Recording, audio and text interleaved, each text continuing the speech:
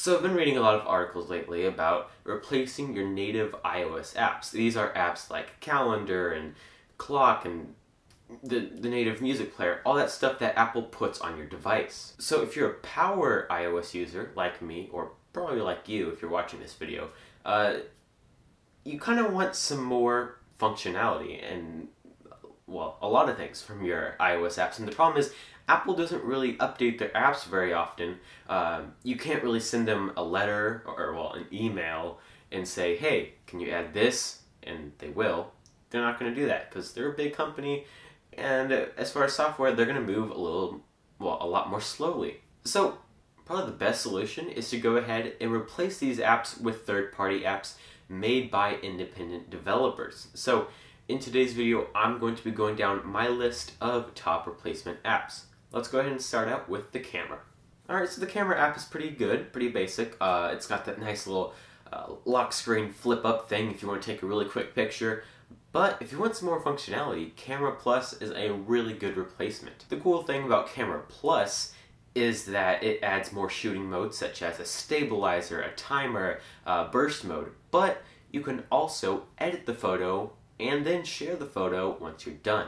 iOS allows for some basic editing in their native app, however, not nearly the quality or the experience or the functionality in the Camera Plus app. The Camera Plus app is a paid app, so you will have to shell out a little bit, but it's under $5, so it's really not that bad. Plus, it works on the iPad. Alright, next is replacing the Calendar app, which is actually a very important app for a lot of people, because this is where you're going to manage all your events and add new events if you're just on your phone. And my personal favorite is Fantastical. Now, you might have heard of the Mac version, but they recently released the iPhone version of Fantastical, and it is fantastic. Fantastic. That's probably where they got the name. The cool thing about Fantastical is that it basically speaks real English. You can type in something like lunch with John at 3 p.m. at Schlotsky's. Now, Fantastical isn't going to judge you for having lunch at 3 p.m. and it will also know who John is if he's in your address book, which he should be because you're having lunch with him. It'll also know when to schedule the event.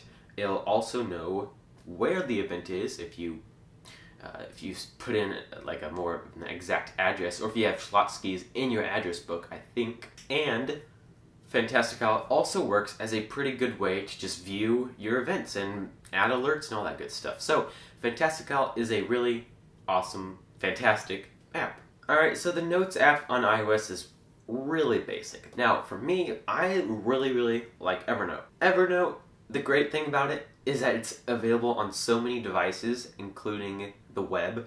So you can basically use Evernote from anywhere, not just an iOS device, which I think is one of the best features. So, Evernote, use it. It's really awesome. So when Passbook debuted, I was actually pretty excited. Passbook was a way to put all those cards in your wallet that are making your wallet fat and ugly, just kidding about the ugly part, but fat, into your phone. But the problem is, I used it maybe 3 times. It's kind of sad. The problem with Passbook is that a lot of services don't support it. It's just kind of unfortunate. I use my CVS card all the time, and it's not Passbook enabled. So, what do? Well, this is where Thin Wallet can save you. Basically, what you can do is just go ahead and add in those cards that have barcodes, and I'll go up to CVS, open up Thin Wallet, and be like, yeah. Oh, actually, I have my CVS card. It's on my iPhone 5. And they go click, and they scan it, and they think I'm cool, or they think I'm really dumb or something. I don't even know. They can judge all they want, because I don't have to keep that card in my wallet. So, one of the probably oldest apps on iOS would be the Mail.app. A lot of people like to check their mail on their iOS device. It's actually a pretty good application, but in some ways it's kind of lacking. And this is where apps like Gmail and Sparrow can pop in. They have a pretty nice interface. Now, Gmail only supports Gmail accounts, which the Mail app will actually support a lot.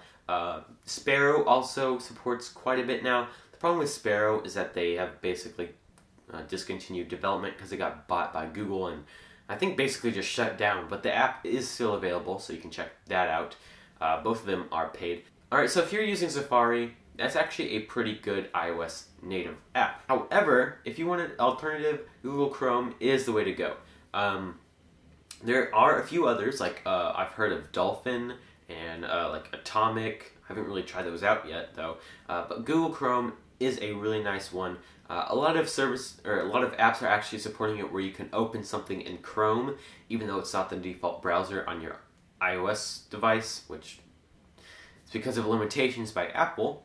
But still, it's a pretty good alternative. Alright, and last is the Reminders app.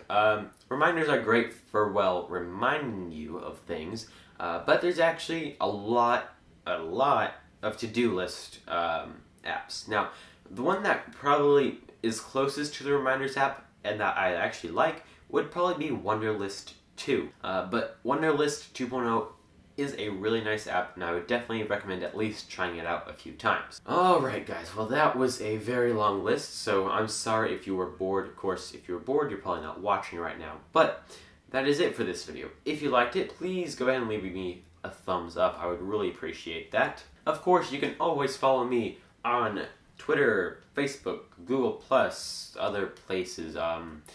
Anyway, you can follow me basically anywhere. You can, well, okay, just don't follow me here because that'd be weird. But yeah, go ahead and do that. The links will be right below me if you want to do that. Of course you do, right?